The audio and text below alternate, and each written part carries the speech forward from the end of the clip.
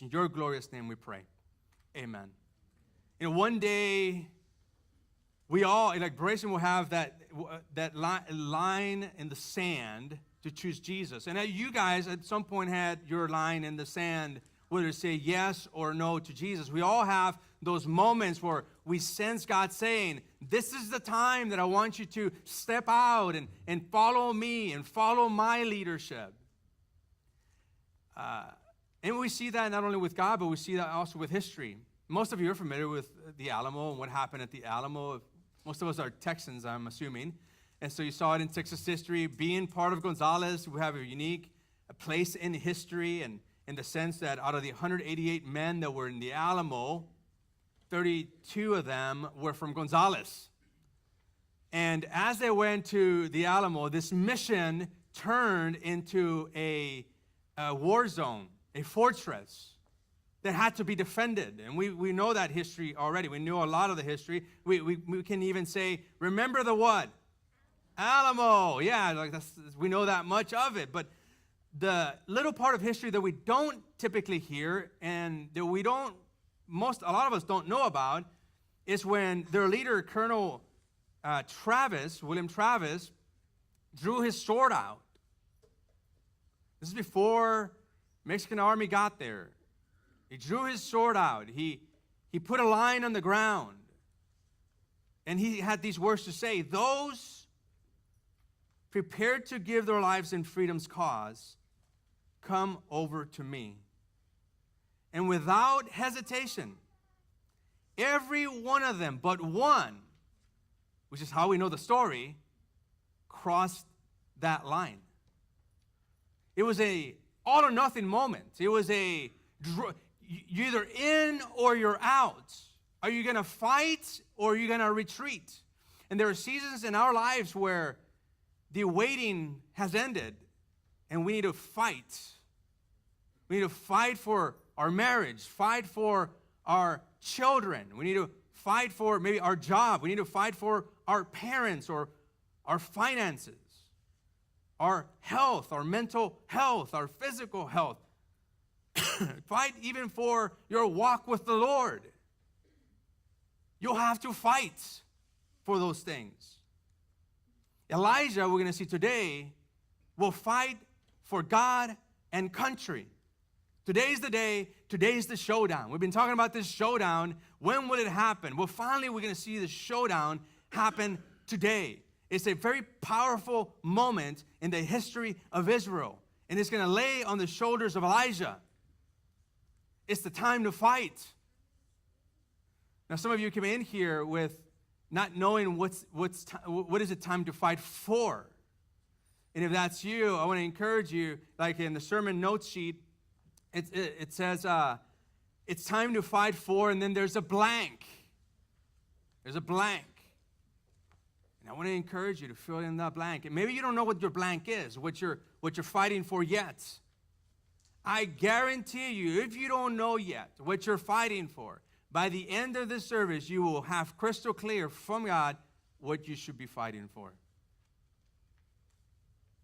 Now, we've seen Elijah go from going face to face with Ahab, King Ahab, the worst king Israel had ever had. Not only did he not believe in God, he led the whole nation astray from God. And he made it law that you had to worship a different god, Baal. And for all intensive purposes, for 3.5 years, from the perception of people, it would seem like God was dead. It would seem from just the perception of people that God hadn't shown up to bring rain. Because when that moment when Elijah went to the king and said, there will no longer be any rain, rain stops. And it didn't matter how much people prayed, how much people begged God, rain was not going to come. But you thought, at that moment, I thought, man, that's when the showdown happens. He lays it to King Ahab. All right, baby, the fight, but there's no fight. Rather, what we see soon happen afterwards is that God takes Elijah and he takes him to a brook. He takes him away from the fight, away from the stand up and say something. He takes him and secludes him and tears him down and humbles him. from his, he takes him to a place of quietude, and he just breaks him, he humbles him so he can do something great through him. And oftentimes God does with us. He hurts us in the sense of not intentional hurting, but he allows things to happen in our lives so that he can raise up in you what needs to be raised up in you. That's what he did with Elijah. Elijah goes and he's by himself, and he's going through a season of brokenness that God is allowing for him. Because God sometimes allows those things. Because God does not promise us perpetual peace in the sense of like, oh, no, nothing wrong is going to happen in your life. Those are not promises God makes. He promises that he'll be there to help you through things.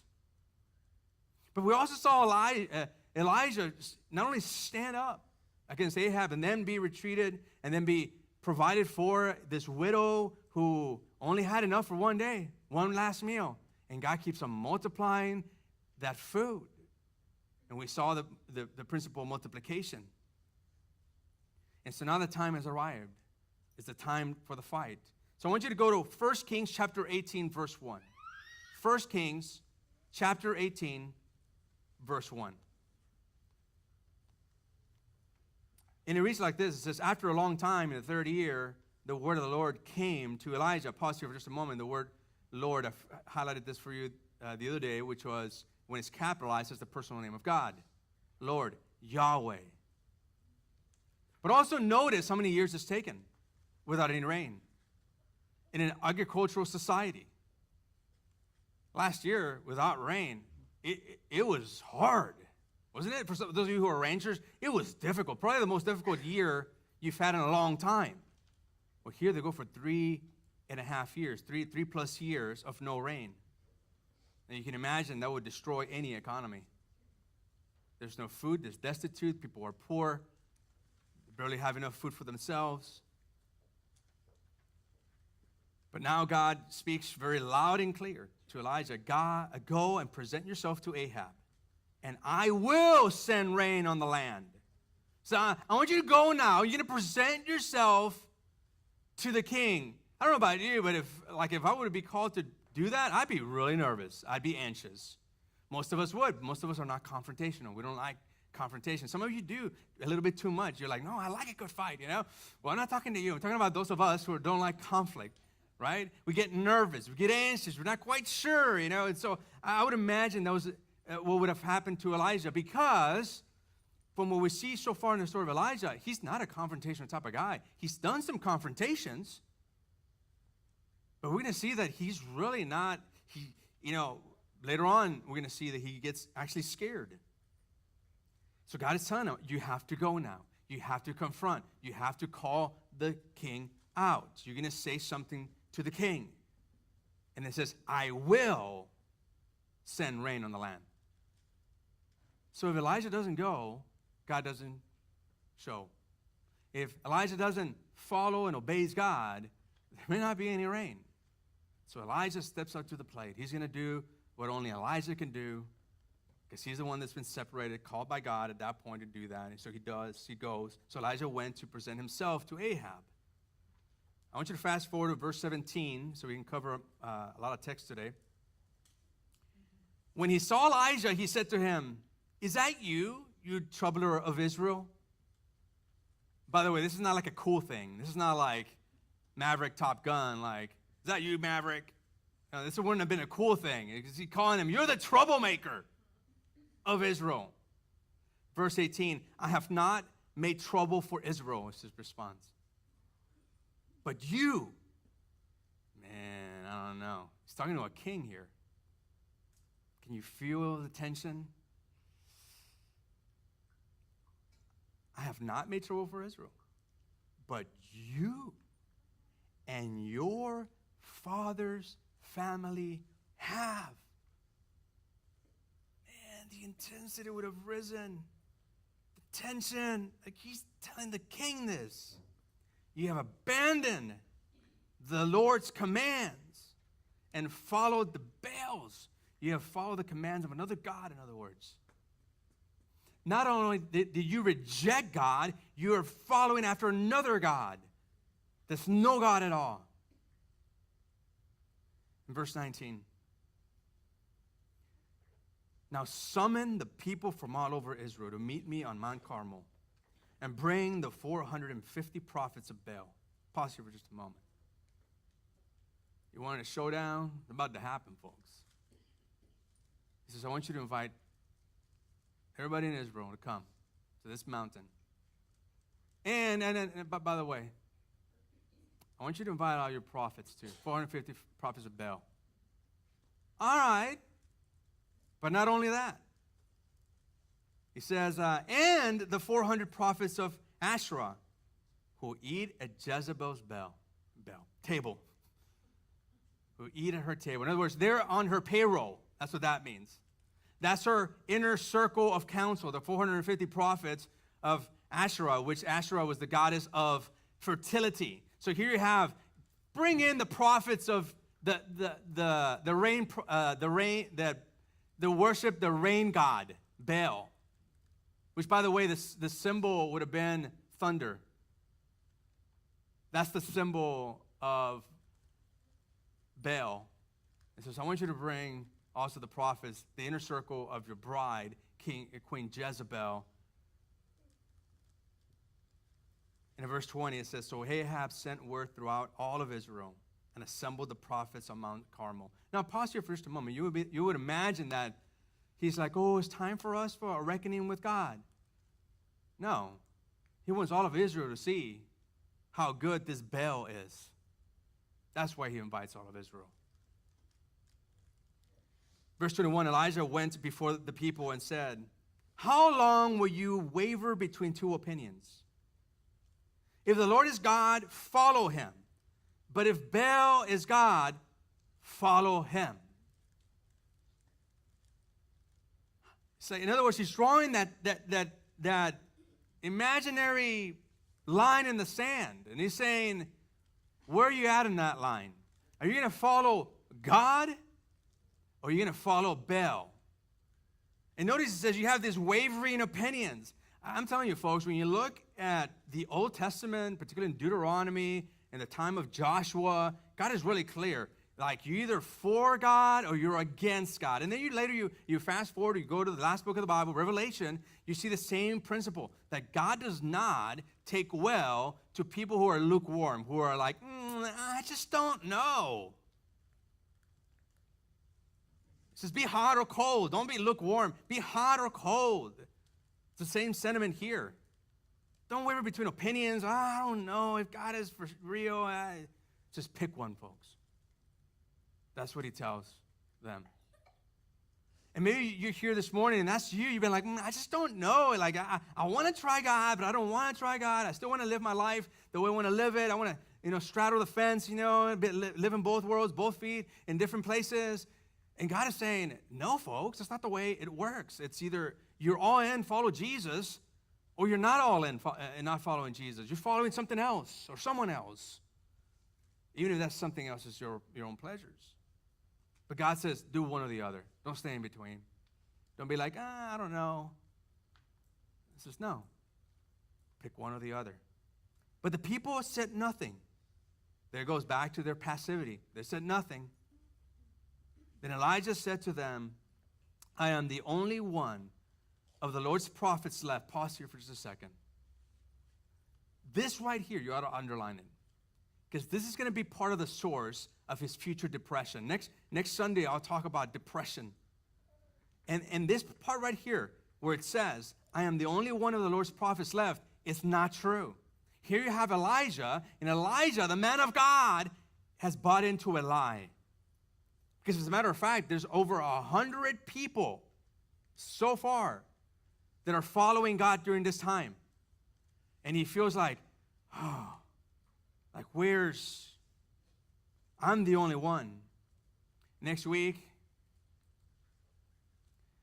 if you've ever struggled with anxiety and depression, or you're currently struggling with anxiety and depression, I want to strongly encourage you to be here next week. And I can't overemphasize that. Because it's going to start with a little lie. I know some of you, you're experiencing that right now. You have friends that are experiencing that. That's just a small little plug for next week. But I do believe the next week, there's something unique about next week in addressing that very core issue of pain, isolation, loneliness, and deep despair and depression that we want to address through the life of Elijah. He continues, but Baal has 450 prophets. I want you to fast forward again. They start preparing their area. They're going to offer sacrifices. They're going to pray to their god, quote, Baal, hope that Baal comes and does something. Verse 26, so they took the bull given them and prepared it. Then they called on the name of Baal from morning till noon. Oh, Baal, answer us. They shouted, but there was nothing. No response. No one answered. And they danced around the altar they had made. They're dancing. They're shouting to Baal. At noon, Elijah began to taunt them. This is one of my favorite parts of the story because I don't like to taunt people, but if somebody that is godly, that's in scriptures, taunting people, man, I'm like, yay. Let's just do this. Let's get this on. We're about to get some showdown here. So in verse 27, he starts taunting them. I want you to check this out. Shout louder, he tells the guys. Shout louder. Surely he is a God. Notice lowercase g, not capital G, not our God. He is a God. It's part of the taunting. Perhaps he is deep in thought. Or busy, pause. Put it underline, circle it. This is a cool one. You can tell your friends about this one. Here, what he's saying is he's relieving himself. In the original language is the idea of maybe he's in the restroom. Call him out. Maybe he got caught in the restroom. True story. I mean, you can check it. It's or maybe he's traveling. He's on vacation, Maybe he took a break. Maybe he's sleeping and must be awakened. You notice the taunting that he's doing? He's kind of pushing right here. So they shouted louder. This is like so dumb. So they shouted louder and slashed themselves with swords and spears. Now, oftentimes when you see slashing of one's own body, that's an assault at the image of God. Because your body is the imago Dei, is the image of God. And you see it oftentimes with demonizations and stuff like that. It's when there's cutting, that's when you know it's like, man, there's something supernatural happening here. And so they're slashing, as was the custom, until their blood flowed. It's a bloody scene. They're begging Baal, show up for us. Again, they're begging, quote, the rain god. He hasn't answered for 3.5 years. They're begging him. This is a deal. If Baal's going to show up, this is the time because they're being taunted. Midday passed, and they continued their frantic prophesying until the time for the evening sacrifice. But there was no response. No one answered. No one paid attention. In other words, their God is dead. There's nothing there. There is no God. So now what Elijah does is he prepares his little place. Jump to verse 33. He arranged the wood, cut the bull into pieces, and laid it on the wood. Then he said to them, fill your large jars with water and pour it on the offering and on the wood. So just picture the scene. You got some wood. You're going to have some meat there. And what does he do? Fills up a jar, pour it with water. Now, help me out. When something's wet, can you still burn it? No, right? Consensus, no, right? All right, but just in case you're the outlier, you're like, I think I could do it. I took Boy Scout, I'm actually a leader in Boy. I know how to do it. I saw a YouTube video, and I know how to burn wet wood. Okay. Verse 34, do it again, he said. And they did it again, so more water. Well, I think I can do it with two buckets of water. All right, well, check it out. Do it a third time, he ordered. And they did it a third time. The water ran down around the altar and even filled the trench. In other words, it was soaking wet. It was soaking so wet that it just saturated the wood. Everything is wet. You can't strike a match and burn that sucker. It is wet as wet can be. That's it. But, verse 36, at the time of sacrifice, the prophet Elijah stepped forward and prayed. He's going to pray to do the impossible. Lord, O Lord, God of Abraham, Isaac, and Israel. He's in front of a whole bunch of people. The Lord, God of Abraham, Isaac, to his crowd, and you all. He's bringing them back to their identity. Let it be known today that you are God in Israel, and that I am your servant, and have done all these things at your command. Answer me, O Lord, answer me, so these people will know that you, O Lord, are God, and that you are turning their hearts back again. Like, Lord, may they hear you. May they turn their hearts back to you, God. Verse 38, then the fire of the Lord fell and burned up the sacrifice. It's saturated, it's soaking wet. He burns up the sacrifice, burns up the wood, burns up the stones and the soil, and also licked up the water in the trench. God did that. When other people saw this, they fell prostrate and cried, the Lord, He is God. The Lord, He is God. Yahweh is God. Yahweh is God. Verse 40. Then Elijah commanded them, seize the prophets of Baal. Don't let anyone get away. They seized them, and Elijah had them brought down to the Kishon Valley and slaughtered there. Ooh, man. Any of y'all ever seen Back to the Future, the movie? You know? I know you young ones are like, what's that? It's a movie, you know? It's a 3-part series, right? My daughters and I were watching it, Ziana, Zoe, and I, and we were watching from the first part. And there's this one scene in Back to the Future where McFly is in the car with his future bride, and actually Marty McFly is, and so this guy, the villain, the bad dude, Biff, what a name, Biff, comes in, and he gets Marty, and he gets him out of the car, and they beat him up, they put him in the trunk. And so he goes in there, and Biff is with Marty's future mom. I know, it sounds weird. Just watch the movie. But this is one scene where McFly, future dad of Marty, comes into the scene, and he thinks it's Marty in there. He opens the door and says, you lay your hands, and he notices Biff. And he gets scared. He's like, And he says, shut the door, McFly. And he just stands there. He comes out. He grabs him by the arm. He pulls him down. And he's just having this moment of fear and dread. And then McFly just punches him. And if you're watching the movie, you'd be like, whoa, yeah. Give it to him, you know. Especially if you don't get a chance to punch people. Like, there's something really rewarding about watching that. But you're like, yeah, the moment just arrived.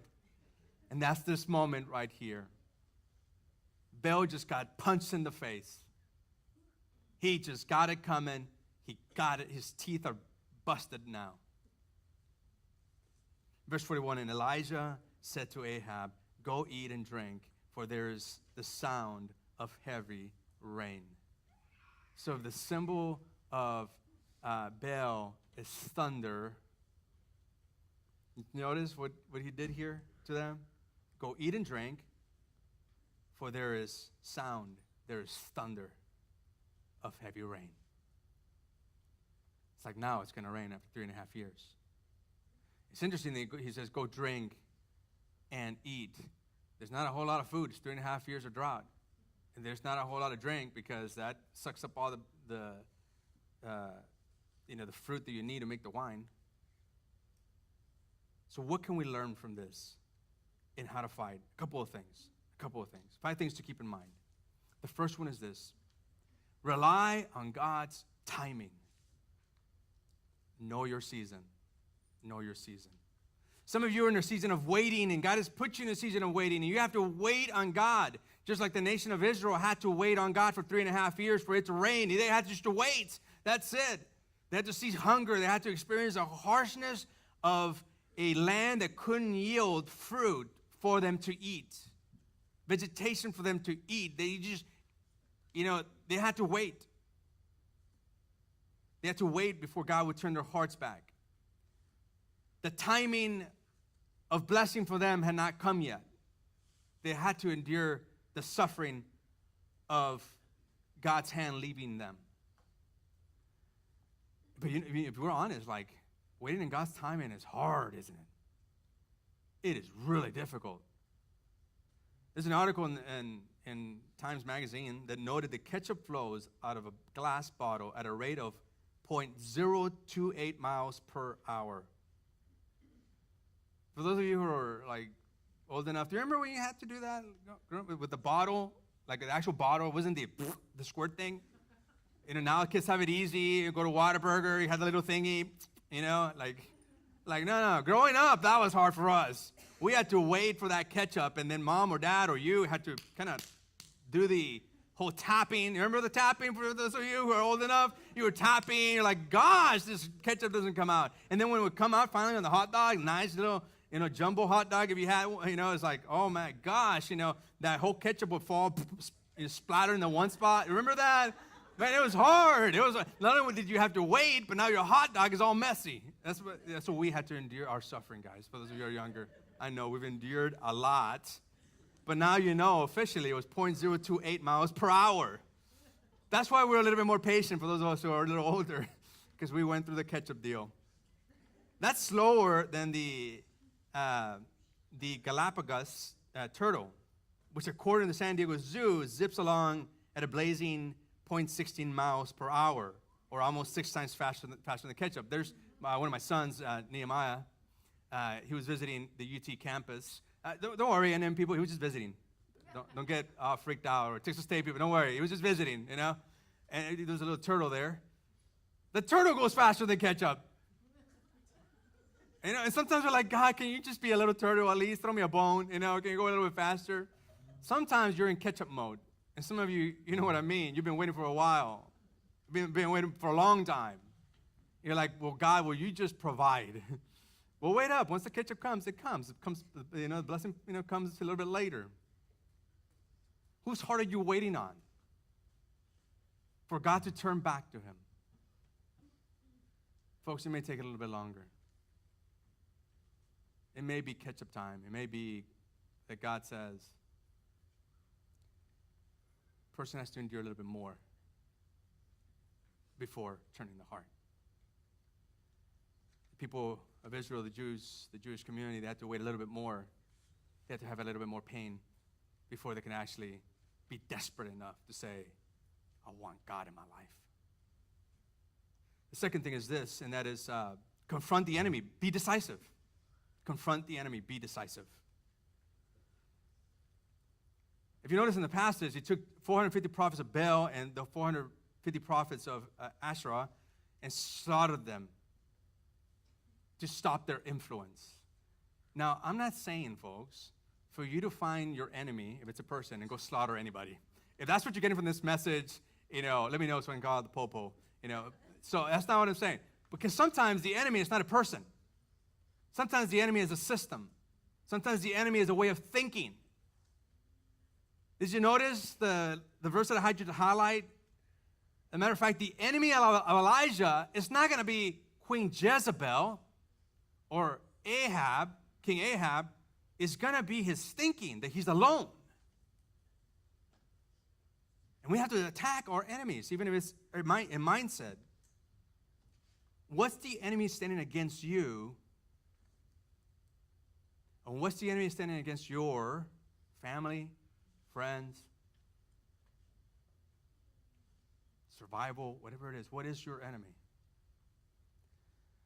I love how, I love and I don't, but I love history. Just in general, I love history, especially global history. But this one story, you know, do you know how Hernando Cortés had victory over the Aztecs?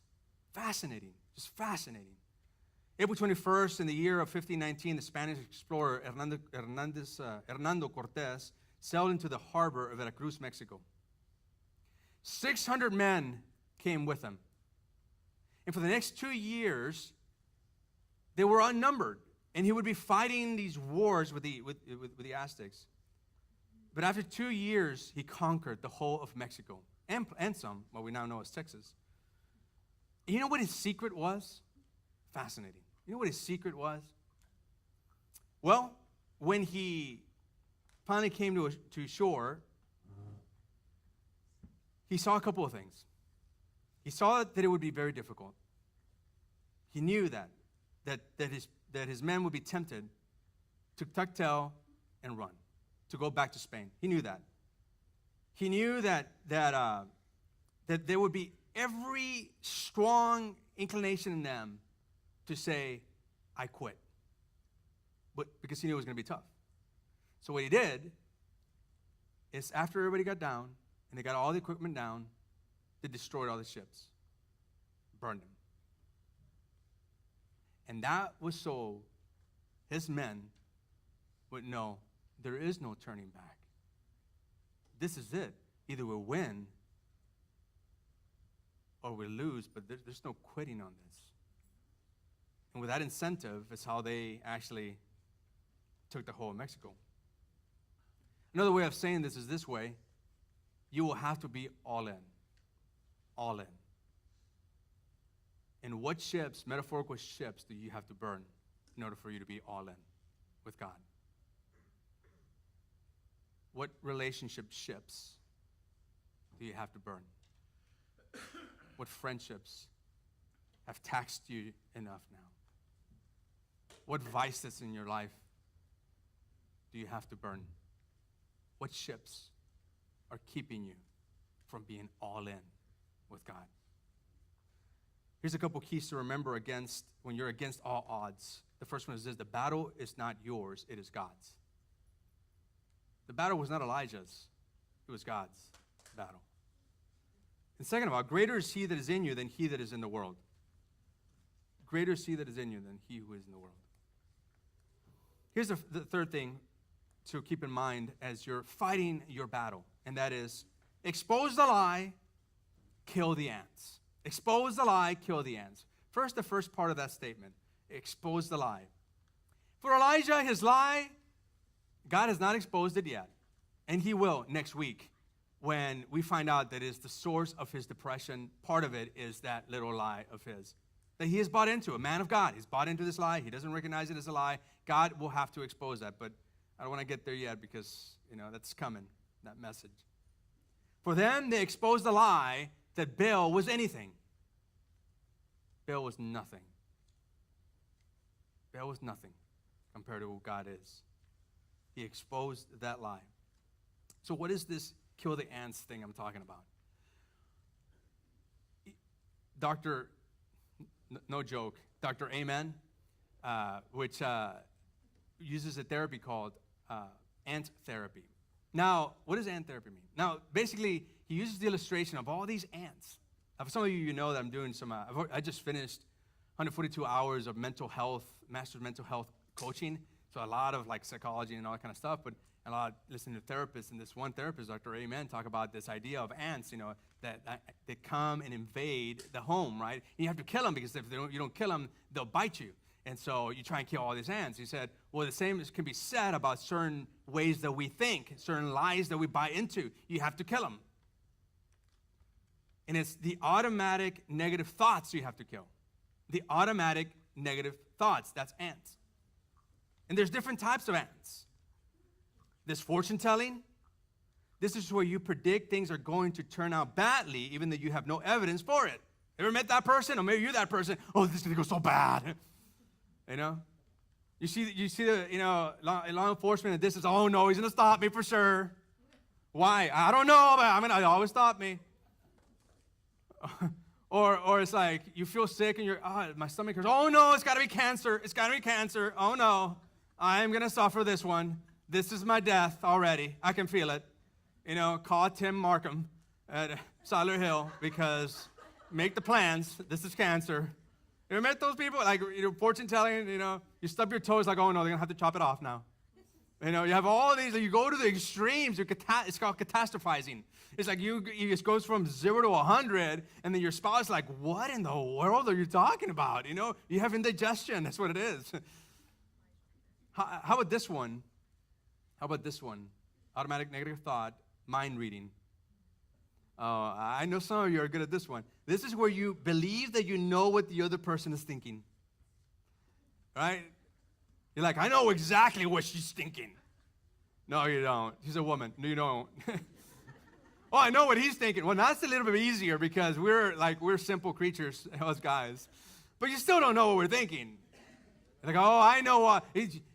She gave me a look. She's slighting me. You don't know that. Maybe she had a bad day. It's mind reading. We got to kill that. We got to kill that. How about guilt beatings? Guilt beatings. This is where you try to motivate yourself with guilt, but it makes you more anxious. Man, I feel so guilty for not. I'm so anxious now. How about labeling? This is where you label yourself or somebody else with a negative term. They're just evil. Maybe they're not. Maybe they're not. Just saying. We got to watch out. We got to kill those thoughts. And the key to ANT therapy is this, is hold your thoughts captive. Actually, all the people that I've been listening to are Christian counselors, Christian therapists, psychiatrists, and therapists, where they're talking about like this particular is stress management that I was listening to. And the key is to hold your thoughts captive. It's biblical. As you hold your thoughts captive, it's to stop, S-T-O-P. Stop, take a step back, observe what you're thinking, having the thought that, fill in the blank. And then oftentimes acting opposite to what you're thinking because you know that your thinking is wrong. And you're like, okay, that's not right. I mean, this thought, that's not right. So, gosh, faith is saying that's not right. I'm going to do the opposite because that's faith. Faith is action. Here's the fourth thing to keep in mind, and that is this. Expect a miracle, show some faith. Expect a miracle, show some faith. Elijah acted on his belief that God would consume the sacrifice. He acted on his belief that God would bring forth the rain. See, faith is active. It's not passive. It's not passive observation. Oftentimes we get into this idea, which is not a biblical idea. We're like, man, I feel so much faith. Man, I'm just going to stir up myself. Oh, I'm naming it. And people name it and claim it, It's like, oh, I'm calling it. I have faith. No, you have a lot of emotion. That's what you have, You can have a lot of emotion and still, so what? Faith is stepping into. Faith is doing something. I'm naming that I'm going to make more money. Yes, by faith, you're going to get a new job or work harder so you can move up the ladder. Does that make sense? Faith is something you activate, something you do. It's not something you're like passive and you just have this emotion. Have faith in my marriage is going to work out. We're having a tough time, but I don't know. We'll get some counseling. That's faith. Oh, my kids are wilding. They're worldlings, man. They're just everywhere. Go to H-E-B, they're climbing, they're everywhere. So I have a little circus around me. Oh, I just believe in the God's going to somehow, No, faith is, hey, can you give me some advice on how you parented your kids? Because mine are like, they're little worldlings. They're all over the place, Faith is, when you're struggling financially, it's getting with somebody who has financial sense and saying, hey, how did you budget, Faith is actually taking that step. How did you budget your household? It's getting biblical counseling if you're struggling with anxiety and depression. Maybe it's even getting a therapist or a psychiatrist. Here's the fifth thing to keep in mind. Get rid of threats. Cut the ties. Get rid of the threats. Cut the ties. That's what Elijah did. He cut the ties. In his case, he killed the prophets, the source of influence. But what are the things that are keeping you from achieving God's God-given goals in your life? Because you might have to cut some of them. You might have to cut some ties, the threats that keep you from being all in with God. What are the threats that are keeping you from being all in? You're straddling the fence. Well, I like this God thing, but I also like this other thing, and maybe I can just stay here in the middle. And God's like, I didn't build you for the middle. I didn't build you to be a casual observer, a fan of me. I built you to be a follower of me. That's what God would say. A fan admires the team. A fan admires God from a distance. A follower doesn't. A follower follows and engages with God. And a follower is all in, even when it's uncomfortable. 1 Kings 18:41 again, and Elijah said to Ahab, "Go eat and drink, for there is the sound of heavy rain." Rain is coming. For some of you, rain is coming. You've been through the furnace, you've been through the fire. God's rain on you is coming. I'm not saying that it's financial blessing. That's not what I'm saying at all. At all. Because we don't know what God's blessings may be in your life that you need, that He wants for you.